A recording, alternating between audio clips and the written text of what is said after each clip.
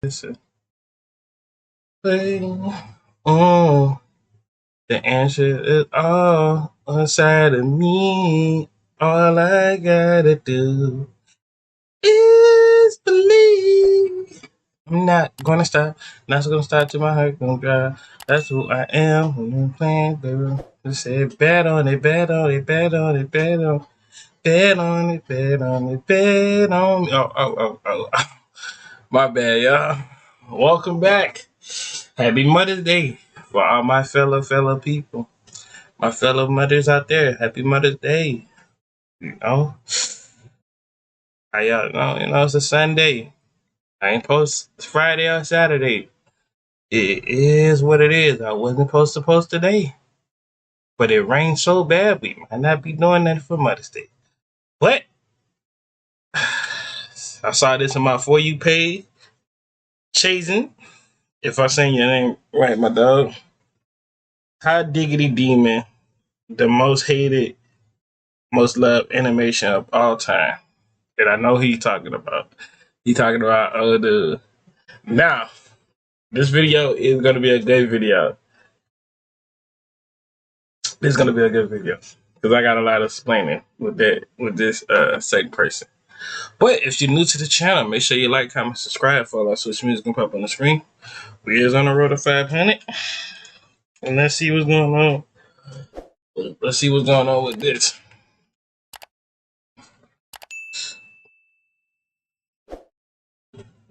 The internet animation sphere has had an interesting evolution. It started as, what? There's cartoons on the internet? I can't wait to watch a bunch of stuff I probably shouldn't be watching at 8 years old. To digital circus being everywhere you look. I know who Jax is, man. Fuck.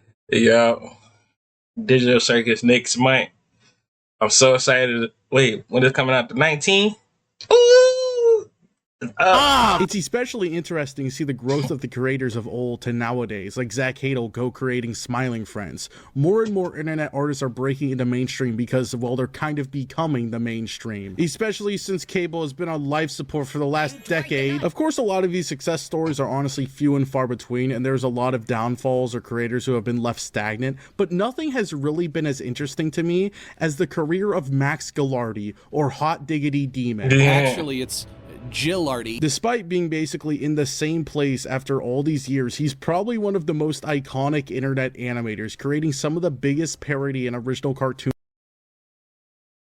How do you start off back with one of the most iconic internet animators, creating some. Boy, if y'all know what I'm talking about.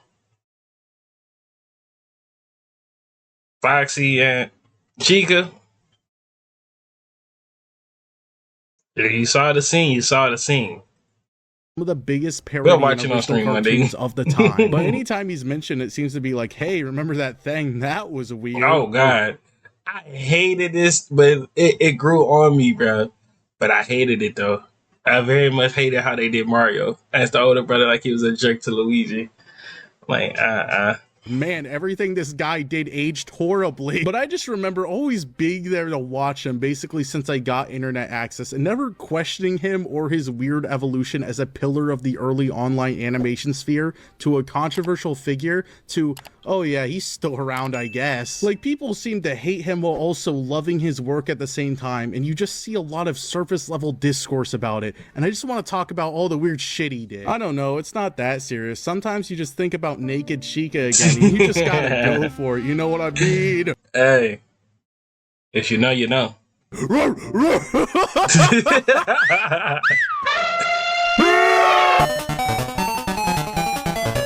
Hey.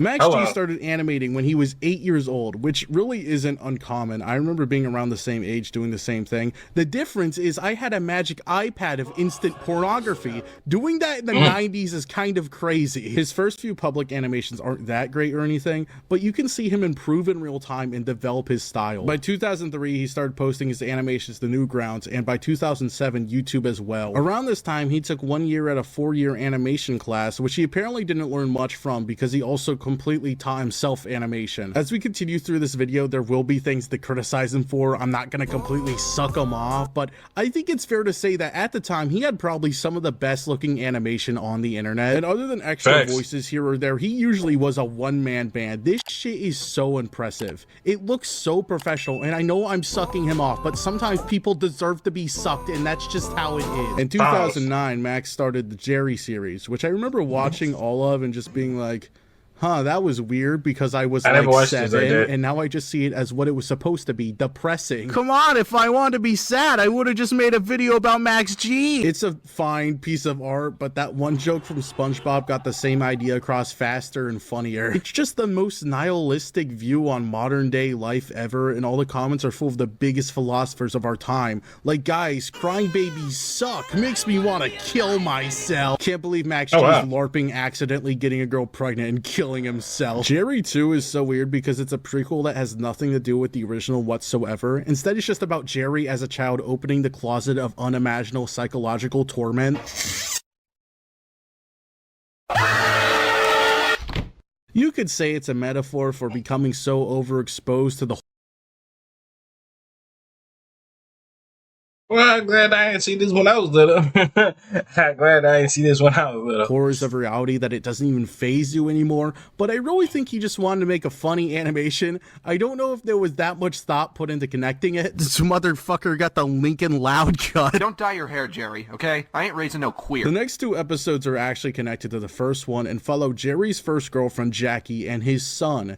They're both fine, but they're way more specific stories instead of being overall representations of everyday life like Jerry was. It's a little better, but this entire series just boils down to these horrible assholes that aren't likable at all, really. Oh, wow. I don't like kids.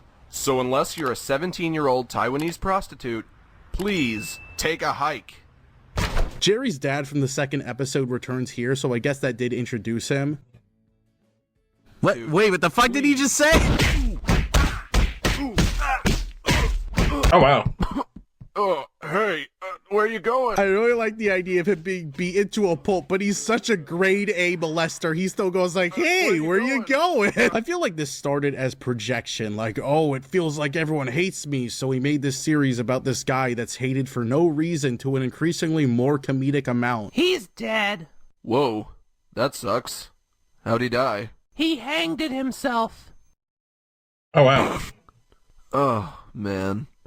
That is just so something he'd do. The final Jerry, Jerry 5, is about Jerry as a child again. Oh my god, this motherfucker really is Lincoln Loud. It's like he's trying to retroactively give Jerry a happy ending, but come on, we all know how it ends. It's not a Happy Meal, it's no. Hey, what'd you do that for? I didn't touch. There was no touch. What? We're in my room late at night in the dark. We're making out. Then I grab your tit and you slap me. What are you? That's all man think about too, bro. Hey, I ain't lying. I'll be like that too. It's 11:32 at night. What? We already went on a dinner date. What is we doing? What is the point of discussion and talking? There's nothing point of this. There's no point of us talking at that time. There's nothing. There's nothing else to say at that moment of that time. I'm gonna just tell you that. There's nothing that we can discuss at 11:32 at night. Nah, bro. Gay or something? Max G's next series will be wacky game jokes for kids, and it kind of has this legacy of being extremely ahead of its time because it was a satire on a trend that was basically in its infancy. The video game parody, you know, evil Mario and shit. The idea was that, like, it's Mario, but, like, he's in the real world, and, like, he's, like, down on his luck, and it's all gritty and serious. And it's like, it's funny because it's the juxtaposition of, like, the cute, lovable Mario characters, but it's, like, all gritty and real and dark. The main character was Mickey the Dick, a criminal who was scooped off the streets of New York and forced to write, direct, and star in video games-centered videos by VGV. With his co-workers Eric, the stereotypical gamer nerd, and June, a girl gamer who is pretending to like video games without actually seemingly to know that much. You may think that I'm not good at video games because I'm a girl, but no, and if you don't believe me, then I will play you at Brawl and beat you, and you probably think that I play as Peach because I'm a girl, The setup doesn't really make that much sense, but it's all an excuse to basically make fun of the majority of what comprised Newgrounds. I like how people act like this is an amazing, genius satire, and to be fair, yes, it's ahead of its time, but Max G also would make video game parodies. I don't think it was ever that deep, especially whenever he got other big Newgrounds figures on the show. I really just enjoyed everything about games, not just playing them, but also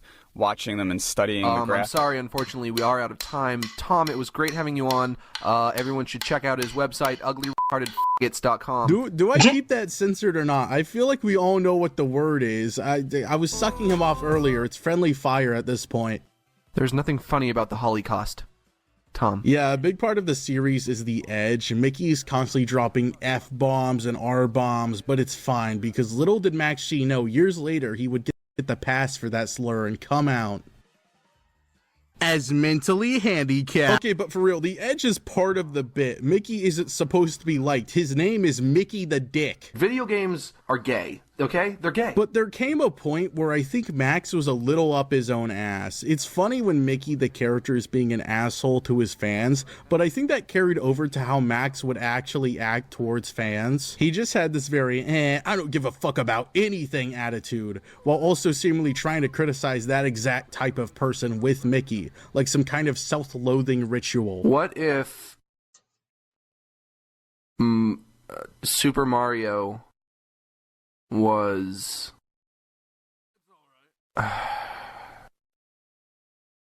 what? Has extremely memorable moments while being the best animation Max has produced so far, which is insane because the series would release new content only weeks apart. It really felt like a show that could be on TV. I'm gonna murder you. I'm gonna come into your house one night while you're asleep. I'm gonna cut your throat. The show ended on this weird cliffhanger where Oh wow! And you said that supposed to be on TV? Oh wow! nah, bro. That's crazy. the chief of VGV has this whole confrontation with Mickey, and it ends with this conversation. Do you ever wonder why you were kidnapped by VGV? What do you mean? Like, it could have been anybody. There are hundreds of crooks in New York. So, like, why me specifically? Yeah. No, I never wonder that. Really? How come? Because I know why. I don't know if this was a metaphorical ending, like Mickey knows why he was chosen because he deserves this, or because Max was gonna have a reveal in the future if the series continued, like maybe the chief was related to Mickey. I don't know, they have similar eye bags. Okay, yeah, so Max made a post on Tumblr confirming that the series was gonna end, showing that the chief and Mickey were part of the same gang where they had the same weird eye tattoos. They're in like the Foot Clan or some shit. And Mickey met Slugsworth from Charlie and Chocolate Factory. It's not just chocolate, is it? There's marshmallow. No. We're not talking about marshmallows. Related or not, the series still ended like this, and it's not coming back, especially since Max privated the entire thing because he didn't view it as very emblematic of what he would create now. Eric, I had better see some good fucking fan art on the screen right now.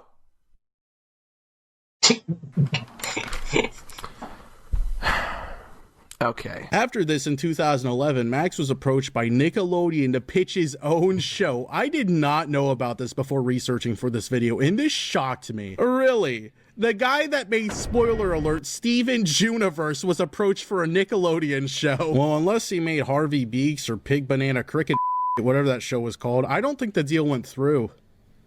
Oh, we're censoring that one. Okay. In the future, he would get a one-time job storyboarding for SpongeBob, though. So yes, Max G is forever engraved on the SpongeBob wiki, his final resting place. Oh my God! A haunted Steven Juniverse!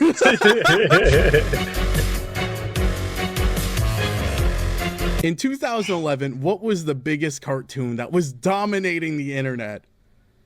No, it was My Little Pony, motherfucker. Am I seeing things right now? Are the ponies from MLP actually standing here in my room? Oh, this is so amazing! Dude, we don't fucking care. Just shut up. My Little Pony was a goddamn plague. What started as a Not gonna hold you. Me and my brother didn't know better. We used to watch My Little Pony. We had dudes on there too, so like, that's what it is. I remember, I think it was on the final episode of My Little Pony. My uncle came, walked on us and talked about, why is y'all watching this? And we told him they got dudes on the show too. He sat there, looked at us for a split moment, left, got something from the kitchen, and went back into the room. I'm like, wow, that's crazy. Ironic joke about enjoying My Little Pony Friendship is Magic on 4chan evolved into an unironic fandom, and it was a fucking disaster. I don't think there's anything wrong with the basic idea of being a brony, and in many respects, the brony community really let people be themselves, and many talented individuals found their footing from it. But also, yeah, a bunch of grown men took over a fan base that was supposed to be for little girls. You do the math.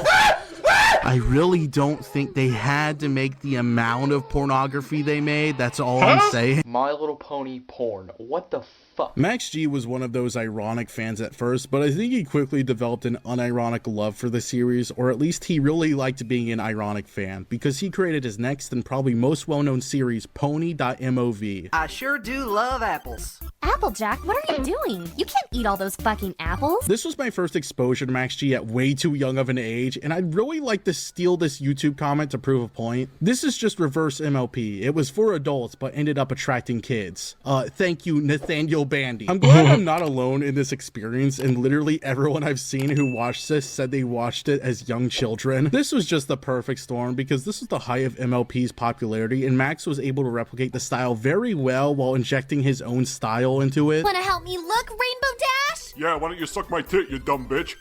Most of the characters are voiced by Max, except Twilight, who was voiced by Kira Buckland. She's most well known as an actual voice actor, but she started with these Newgrounds animations. And Rarity, voiced by Aaron Hansen, who was like a weirdo that had a bunch of Mexican immigrants secretly doing unpaid labor.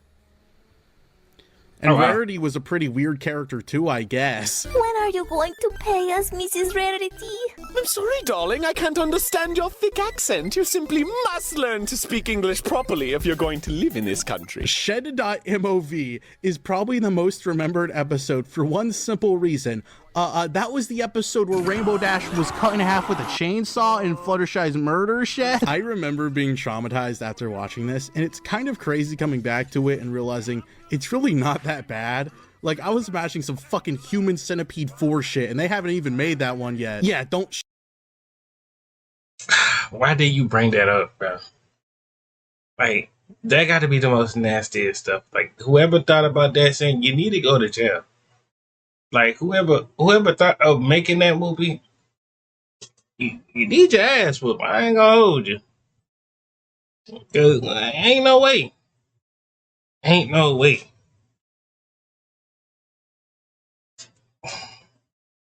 Show it to a child or anything, but I just remember it being way worse. Maybe I combined it with my memory of Smile HD, which was another gory My Little Pony animation, or maybe I was a little bitch. Easiest answer is usually the correct one, said Albert Einstein. Stay out of my shed!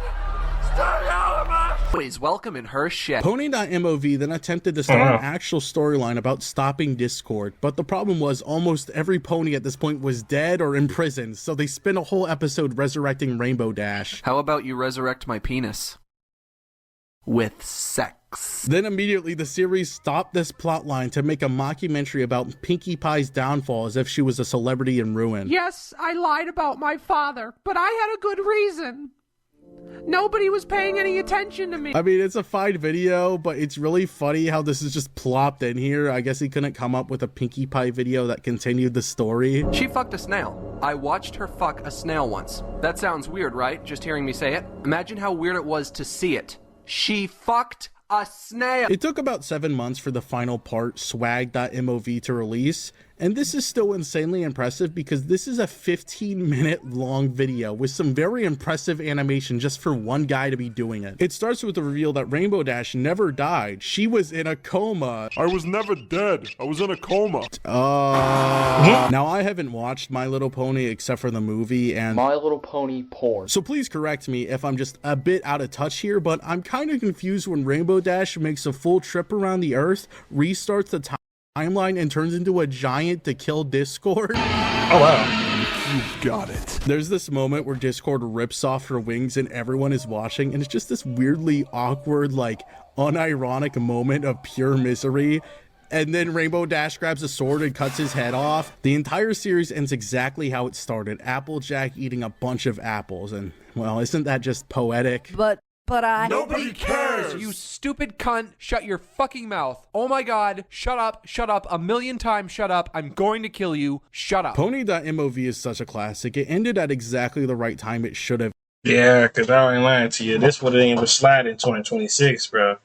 Golly. I used to watch this too, bro. Like, I ain't gonna hold you, bro. I had to remember some of these episodes. Some of these episodes were really messed up with it. Ended. And while it started an actual storyline, it's not like that was being taken seriously or made any sense to a point of losing its humor. Nah, it was just actual bullshit writing with really good animation, even some 3D animation this time. And that's the kind of parodies I'm really enamored by. The ones that took like 30 minutes to write, but 30 days to actually animate. It's also just funny that this was probably his peak. There's so many panels he did and so many genuine fans asking him questions and getting signatures. And even though Max put on this face of all, you're all fucking weirdos, I hate you, you can tell by the series itself he actually wanted to make the fan base he garnered happy, so he ended on a high note. After this, he made a couple one-offs like the Nightmare Before Christmas parody and Invader Zim parody that actually got recognized by the creator of Invader Zim. The next videos after these would be his most iconic. Oh wow. Nah, this is kind of low-key crazy. This is the craziest one right here. Iconic work though, like Luigi's Day Out, which was literally everything he criticized in Wacky. Oh yeah, I ain't lying to you. Luigi Day Out was actually the goodest one. My dog got most iconic work though, like Luigi. Just know my dog Luigi got some from Daisy. You know.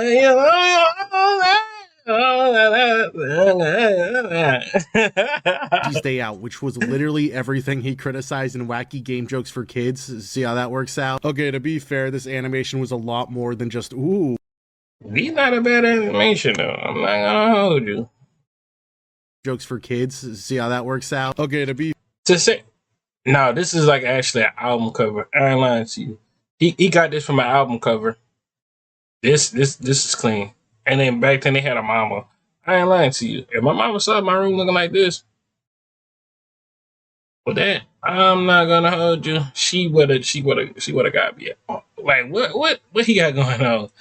Fair, this animation was. And he was playing with the guitar too. I think Peach still got captured and all that other stuff. They was teenager and all that other stuff. A lot more than just ooh, what if Mario took place in Jersey? Instead, it followed Mario and Luigi as teenagers while Luigi tries to impress Mario and his friends while getting more and more hurt in the process. You want to go hang out at Cody's house? Oh, Cody is a piece of shit. Looks like greedy ass Nintendo stole the mom idea from Max, the big G, and just put it in their movie. What the fuck, Nintendo? I don't know what the fuck this is. We're outside the fucking theater, dude. They're playing this shit outside. Dude, this is the shit we watched, dude. What the fuck is this? Go figure. Another day ruined by my annoying idiot. Yeah, that was a lot of steps. After this, Luigi starts to party with Daisy, and it just becomes another everyone is a fucking asshole to one specific guy for no reason, like the Jerry series. I think this is a good evolution of what if Mario was bad, but it's still not reaching Luigi's nightmare. That is the top. You've heard of what if Mario was bad, but what if Chica was sexy? Nothing's. Don't start, bro. Chill, bro. I ain't ready for it. Oh man, I wonder what most replayed on this video is. Fazbear and Friends is one of the most iconic FNAF animations. I'd say it's up there with the 5 a.m. at Freddy's series, Tony Cry Knight's work, and Mangled Jump Love. You know, sometimes the suit still goes off by itself. I really like the designs Max G gave to the FNAF one. See, I told y'all YouTube used to be something different back in the day. I told you, bro. YouTube was never for kids. Crew, and I have a theory that these inspired Fiznom's FNAF Plus designs. Come on, that's pretty fucking close. I don't know why, but until recently, it never clicked in my head that the Chica boob pizza scene happens to parody the horror movie cliche. The making out part, not the pizza boob part. That was an original thought no one's had before. I just thought this happened for no reason. Thought he got bored halfway through animating and wanted to see some Chica action. Oh shit, Chica girl, you're crazy.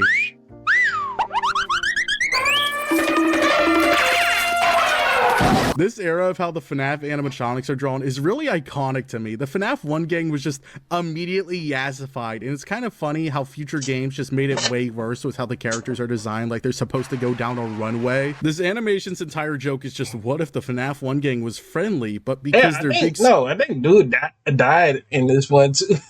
The security guard got tricked by Freddy, and he ended up turning to, like, I think Golden Freddy or something like that. Scary robots, the night guard just murders them. Freddy thought that shit was so tough. I'm sorry, Mike. It's just policy.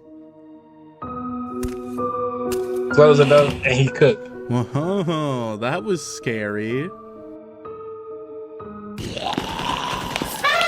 Who in their right fucking mind sits down, looks that shit up, and faps too? Isabelle Ruins Everything is his Animal Crossing parody, and this one is just solid. Making Isabelle a communist doesn't sound that fun on paper, but I like how the second the mayor was gone, she turned the town into a Golly.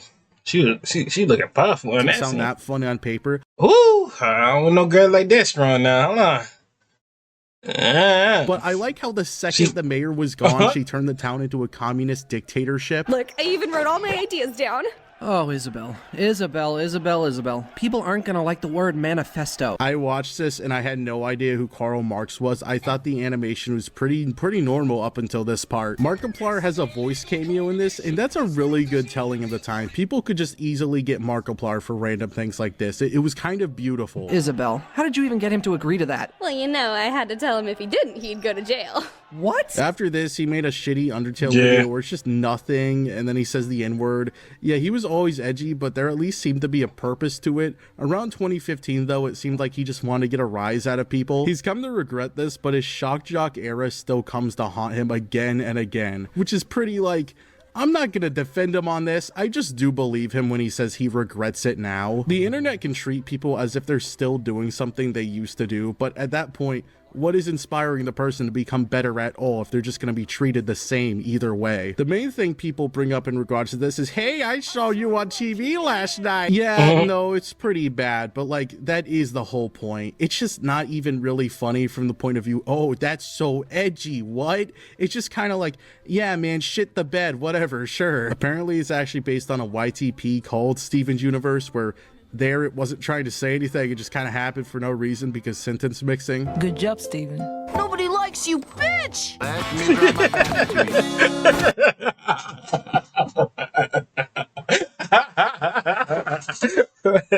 Wait, what? Wait. Good job, Steven. Nobody likes you, bitch!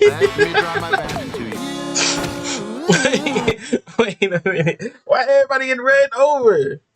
Max G would get pretty frustrated with the amount of backlash he got, which, I mean, like, come on, man, suck it up. You were trying to make people mad. So this led to, oh no. Yeah, no, he deserves the hate for this. If you're gonna be hateful, the only reasonable response is hate towards you. And I'm not gonna tell people how they should feel about things. I don't think I should have much input on these issues, actually. He would describe this era as trying to make fun of racists by pointing out how insane their beliefs are with art that showed exactly that, to be shocking. And he would come to regret it after actual racists started becoming fans because of his perceived racism. Which, like, the fuck did you expect to happen, Max? You look like a fucking skinhead. Nobody knows you like that. Of course, they're just gonna assume you're Hitler's right-hand man when you're running around hitting yourself with a hammer saying the N-word. That's how it works. Despite my explanation that I was embracing my inner Kirk. This is the point where this era kind of ends and he packed it up and started a completely new endeavor.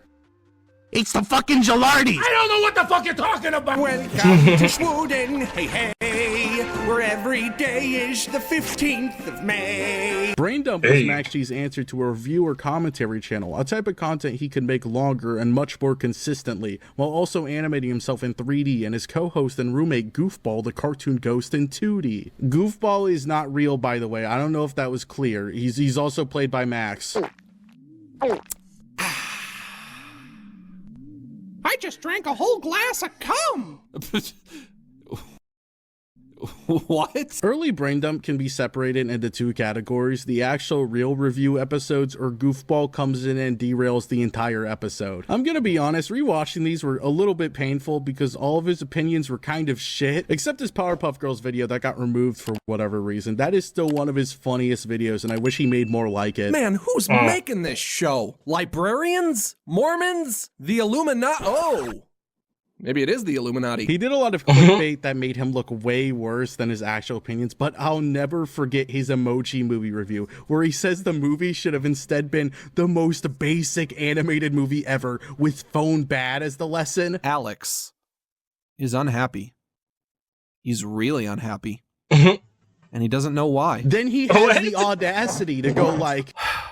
What a concept. To his own fucking idea. That was the most generic shit ever. What are you on, Max? The problem with the Emoji Movie isn't the plot. The problem is that it's the fucking Emoji Movie. It shouldn't have existed in the first place.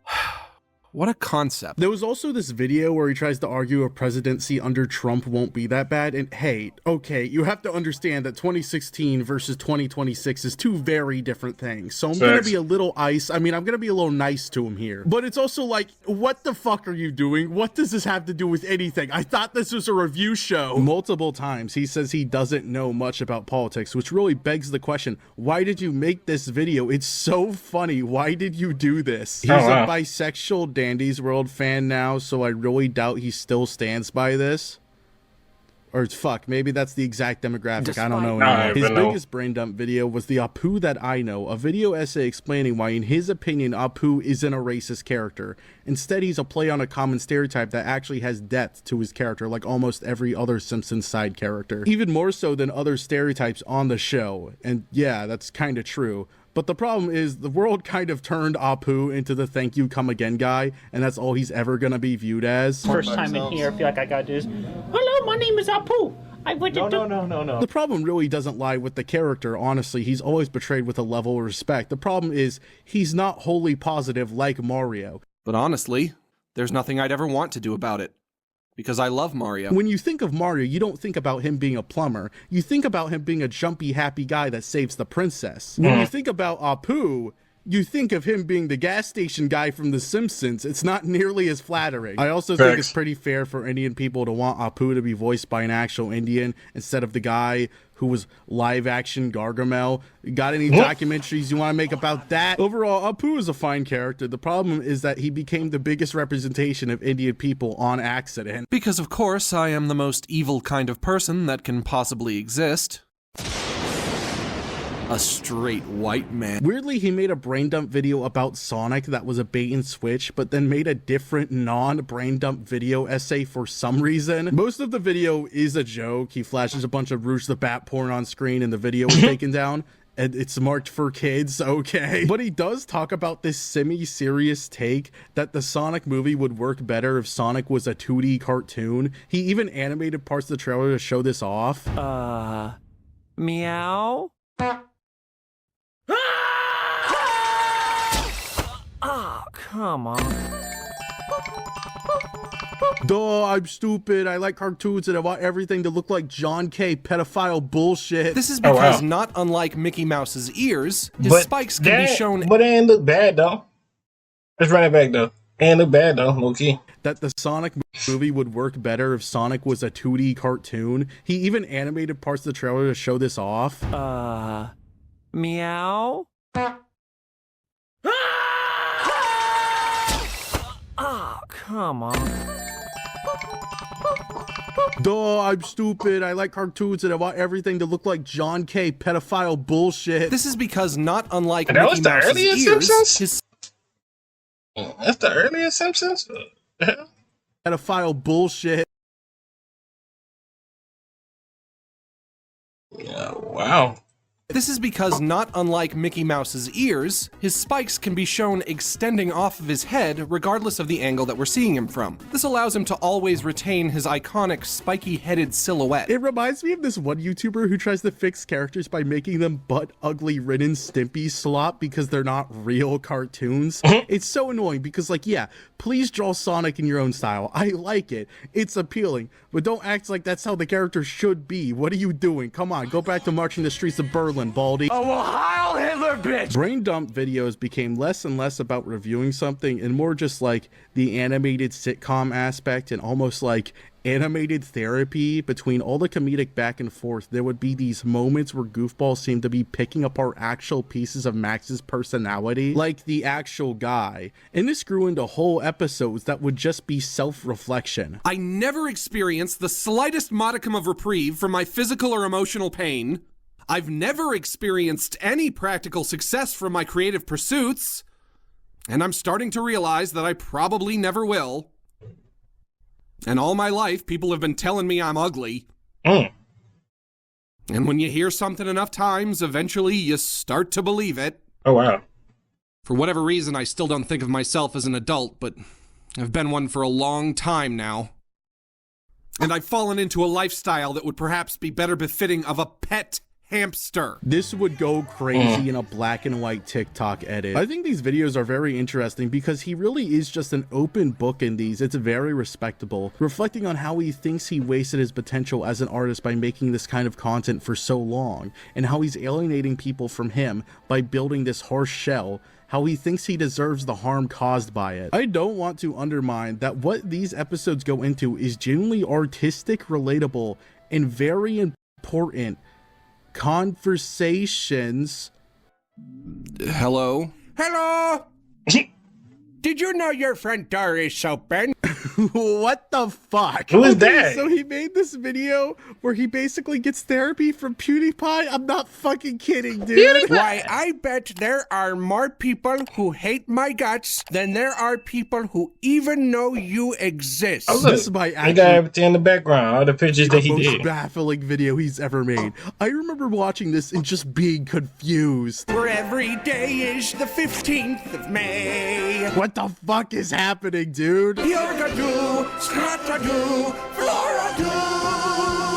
This is really in a video that looks like it's about cards. So many people don't know what they missed by not clicking this. I thought this was some kind of avant-garde art piece, but no, Max G is just a huge fan of PewDiePie, which is so funny to me because modern PewDiePie videos for a long time were just the most Reddit shit ever, and you could see him directly reference these videos. Oh, I should introduce you to my doggo, Sven. Sick him, Sven.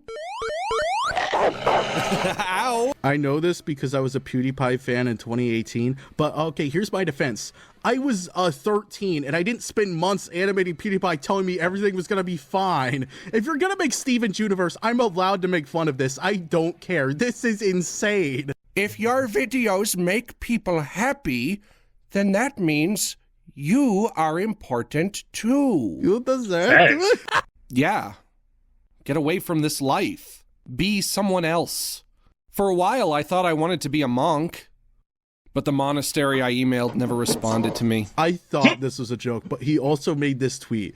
There's no way the guy who made Chica Pizza Titties wanted to become a monk. There's no fucking way, dude. Did he just like look up what bald people do? And he's like, oh yeah, monk. I'm a monk. The last episode of Brain Dump so far was What is Fascism? I've got a couple ideas. Again, it's clickbait, and the video is actually about how Max G doesn't think he can escape people's perception of him as a shock jock or armchair critic. While this idea is represented by Goofball drinking a glass of cum. Where is it? Where is it? Where's the cum? Where's the cum? It's a pretty good video, and despite everything, I really do like Brain Dump, and I remember having these phases where I would just rewatch the series constantly, but looking back, there were some issues, or they just didn't age the best, which is a sentiment shared by Max himself. I take responsibility for racism. For real though, he's a 38-year-old man. I don't think he deserves a lot of defending, but the way people view his very long career... Golly. He's 38? Wow. Is kind of what I hate about the modern internet. You're only viewed as your flaws and not like, everything that you bro, are. I thought he was and I know like, that sounds at least about 30 something. I thought he was like 34. 38 is crazy. Like some Steven Universe bullshit. But how is progress going to happen if you don't move on? You're allowed to dislike how people used to be, but if they now also dislike that version of themselves, don't you have something in common at that point? I'm not saying you can't criticize him for it. I'm making fun of him all the time for some of this shit. Like, What a concept. The fuck? Yeah, the internet was very different, but also he was a grown fucking man. I kind of hate when people are like, I forgive them, when they're not part of the people affected at all. You're still allowed to be a fan of their content. Just be a fan of their content. You don't have to forgive on the behalf of other people that aren't you. Obviously, people's dislike is justified completely, but I'm just surprised people act like he's still doing these things when it's been almost a decade since the worst of it. And I think Max has made some things with great artistic merit, even if his most well-known work is a vulgar My Little Pony parody. At least that's stuck in my brain. There's people that make it to the top of the industry that will never make something that will ever resonate with me as much as something Max G made. And there's something beautiful about that. Anyways, hope y'all enjoyed this video. Make sure you like, comment, subscribe, follow our social media, pop on the screen. We're on the road to 500 in a month.